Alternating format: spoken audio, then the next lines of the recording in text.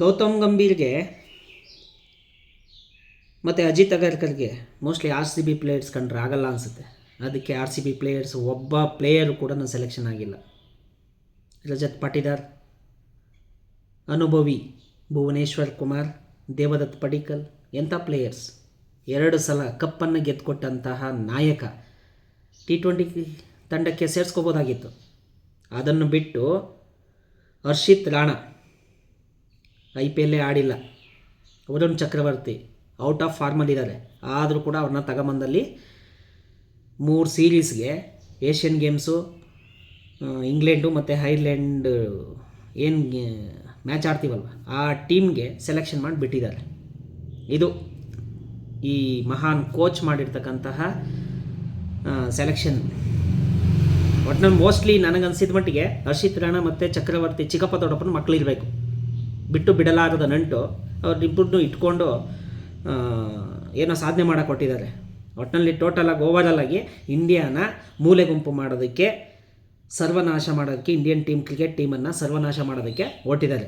ಏನು ಈ ಹಿಂದೆ ರಾಹುಲ್ ದ್ರಾವಿಡ್, ರೋಹಿತ್ ಶರ್ಮಾ, ವಿರಾಟ್ ಕೊಹ್ಲಿ ಅವರ ನೇತೃತ್ವದಲ್ಲಿ ಏನು ಟೀಮನ್ನು ಬಿಲ್ಡ್ ಮಾಡಿದ್ರು, ಕಟ್ಟಿದ್ರು, ಆ ಟೀಮನ್ನು ಸಂಪೂರ್ಣವಾಗಿ ಹಂತವಾಗಿ ಕೆಡುತ್ತಾ ಬರ್ತಾ ಇದ್ದಾರೆ.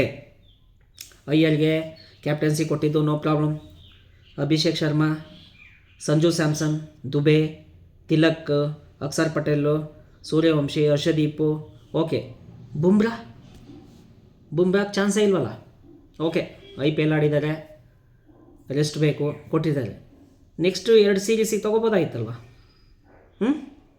ಅದು ಬಿಟ್ಟಿದ್ದಾರೆ.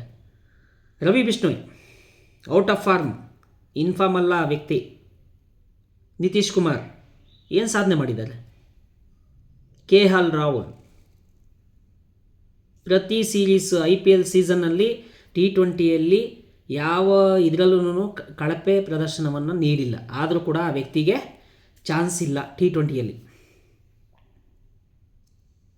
ಎಂತೆಂಥ ಬೌಲರ್ಸ್ ಇದ್ದಾರೆ, ಅಂಥ ಬೌಲರ್ಸ್ನೆಲ್ಲ ಬಿಟ್ಬಿಟ್ಟು ಇವ್ರದ್ದೇ ಆದಂಥ ತಂಡವನ್ನು ಕಟ್ಕೊಂಡಿದ್ದಾರೆ. KKRನಲ್ಲಿ ಏನಿದ್ರು ಒಂದಷ್ಟು ಜನ GTಗೆ ಬಂದರು. ಆ GTಯಲ್ಲಿದ್ದಂಥ 7-8 ಜನ 6-7 ಜನ ಪ್ಲೇಯರ್ಸು ಈಗ ಇಂಡಿಯಾ ಟೀಮಲ್ಲಿದ್ದಾರೆ. ಇದು ನಮ್ಮ ಭಾರತೀಯ ತಂಡ. ಹೇಗಿದೆ ವಿಚಾರ? ಮೆಚ್ಚಲೇಬೇಕು. ಅಂದ್ಕೊಂಡಿದ್ದು ಸಾಧಿಸ್ತಾ ಇದೆಯಾ ಗೌತಮ್ ಗಂಭೀರ್ ಅವರೇ, ಮಹಾನ್ ಕೋಚ್. ನಿಮಗೆ ಹ್ಯಾಟ್ಸ್ ಆಫ್ ಹೇಳಲೇಬೇಕು. ಏಕೆಂದರೆ ಇಂಡಿಯಾನ ಈ ಲೆವೆಲ್ಗೆ ತಗೊಂಡೋಗ್ತಾ ಇರೋದಕ್ಕೆ ನಿಮಗೊಂದು ಧನ್ಯವಾದಗಳನ್ನು ಹೇಳಲೇಬೇಕು.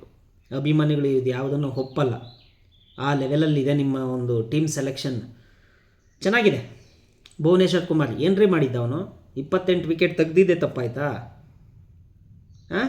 ಆತನನ್ನು ತೆಗೆದು ಪಕ್ಕಕ್ಕೆ ಇಟ್ಟಿದ್ದೀರಲ್ಲ. ಅಟ್ಲೀಸ್ಟ್ ಇನ್ನೊಂದು 2 ಇಯರ್ಸ್ ಆಡಿಸ್ಬೋದಾಯ್ತಲ್ವ. ಹೀಗಿದೆ ನಮ್ಮ ಇಂಡಿಯಾ ಟೀಮ್ ಸೆಲೆಕ್ಷನ್. ಸೊ ಮುಂದೇನಾಗುತ್ತೆ ನೋಡಬೇಕು.